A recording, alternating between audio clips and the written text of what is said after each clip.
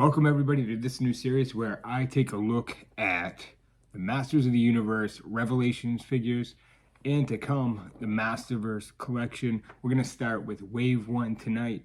I have my favorite beverage right here. You grab yours and let's get started.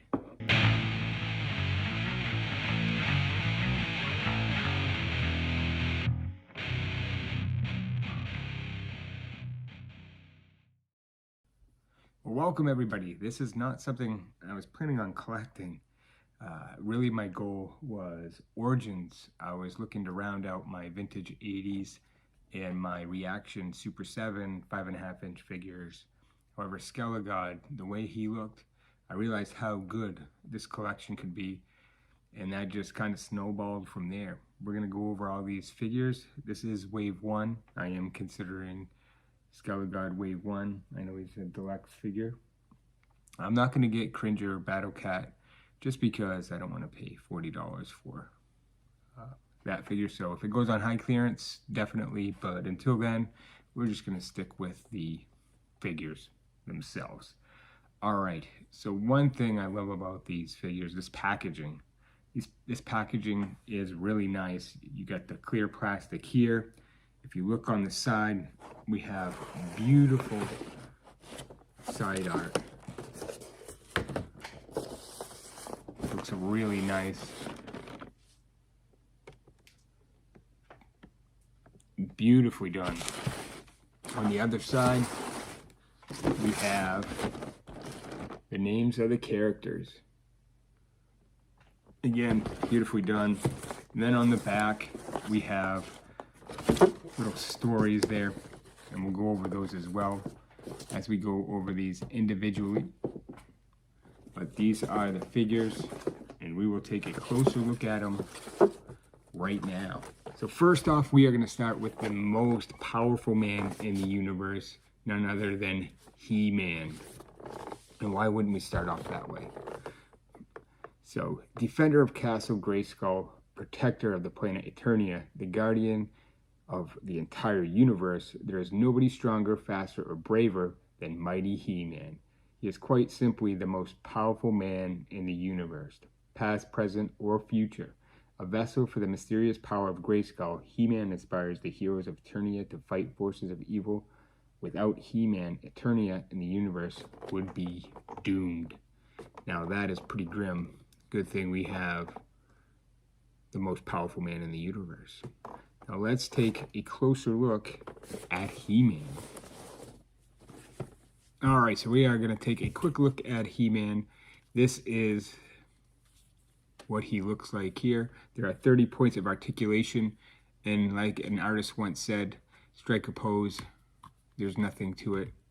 And with 30 points of articulation, you can pretty much strike any pose. So we have ankle movement here, we have shin movement here, foot movement, we have the knees, we have the knees, the thighs, the hips. Because when you put your hand upon his hip, you know, he dips, we dip, and all that fun stuff. That's not how the song goes, but that's okay. There's a waist, torso, we have the shoulder movement, we have the elbows, the hands, they move every which way. We got the head. There we are. There's all kinds of movement there. And now let's take a look and see what he looks like with his trusty shield, sword, the power sword, and some hands. Unfortunately, he doesn't have the axe. That is most unfortunate. That is a weapon he is known for.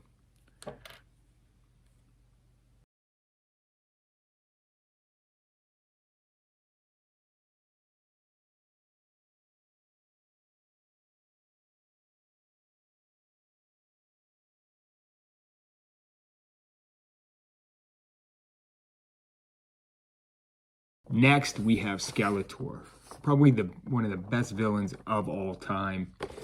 Skeletor, the evil lord of destruction.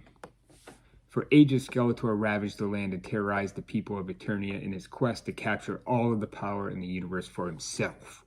Now the nefarious scourge of Eternia plots his final hostile takeover of Castle Grayskull. With dark magic, devious technology, and an army of loyal soldiers at his back, this sinister sorcerer believes this time nothing can stop him, not even HeMan. All right, we're going to take him out of the box, and we are going to look to see what Skeletor can do. And here we are. We're going to take a closer look at Skeletor. He looks amazing. I love his armor. Look at that cloth cape. The Havoc staff looks amazing. This is the shaping staff. I believe that's what that's called. We get a couple extra hands. There's no sword with this Skeletor, as we would have gotten in the Origins or Filmation, but this isn't Origins or Filmation. This is Revelations, baby. When Revelation is my name. Well, that's really not the song title, but for those who know, you know. So great looking figure. I love the head sculpt. Everything about this figure looks amazing. The coloring, the armor. I love it. Looks good, good coloring. I thought they did a really good job on this figure. I wasn't quite sure when I first saw it in the store, but up close and personal, it actually does look really amazing, and I'm really happy with it. And this is a great version of Skeletor. I think one of my favorite villain of all time.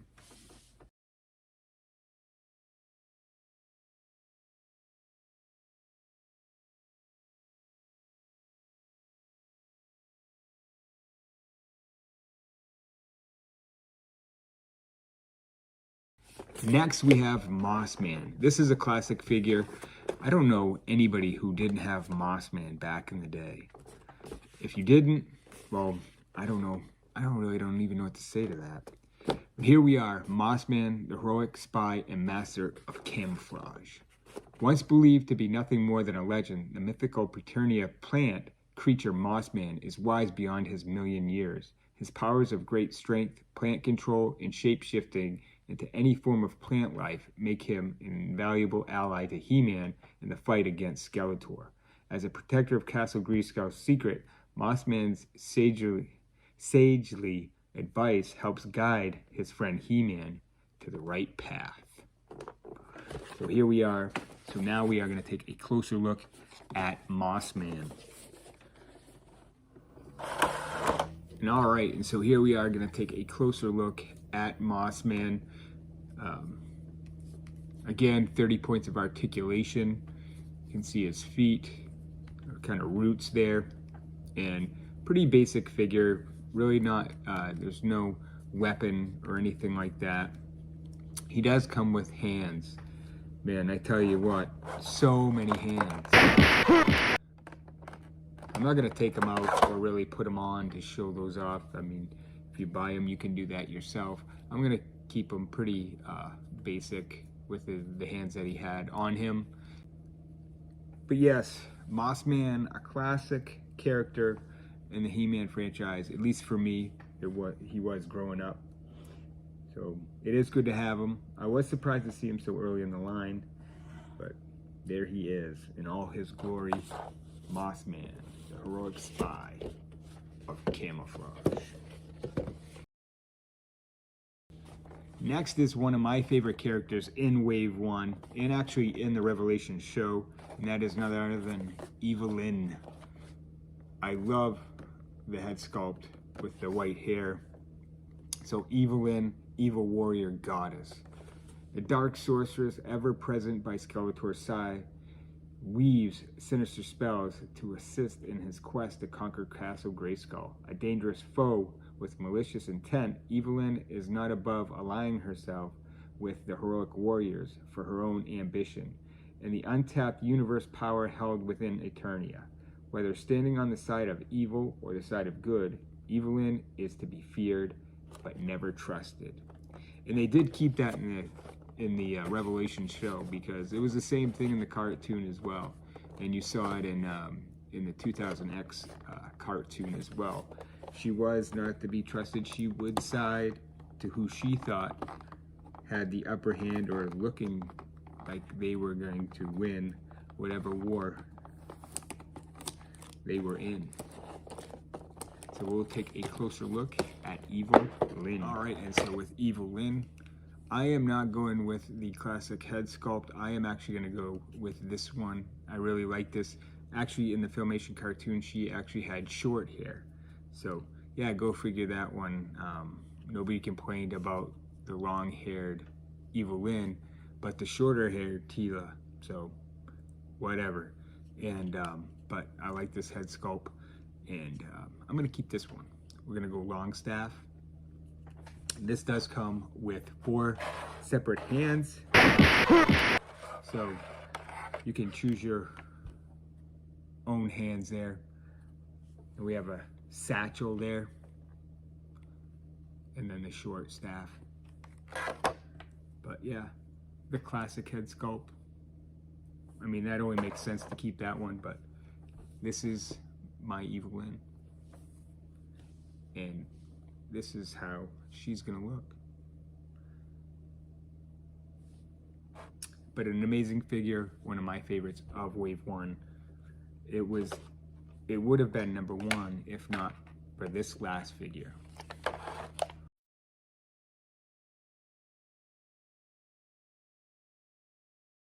And last but certainly not least, the reason why I am fully committed to actually collecting the Masters of the Universe Revelations / Masterverse, and I actually do love all these figures. I'm loving it. Thank you, Mattel, and everybody that's associated with these figures and responsible for them coming out. I do love these figures, and I am fully committed to getting them as long as they're willing to put them out. And here we are, Scala God. This is an absolutely amazing looking figure. And here we are, Scala God. We have the green flame, the power sword, but this is a massive figure. The armor, the headdress, the face sculpt. Look at all this. Look at that cape. It's amazing. This was a deluxe figure, so it was a little more expensive than the other ones, but really not that much, and definitely worth the extra price of admission. This is a fantastic looking figure. This is the reason why right here. This is an absolute beast of a character. They took one of the greatest villains of all time and they souped him up and made him even better.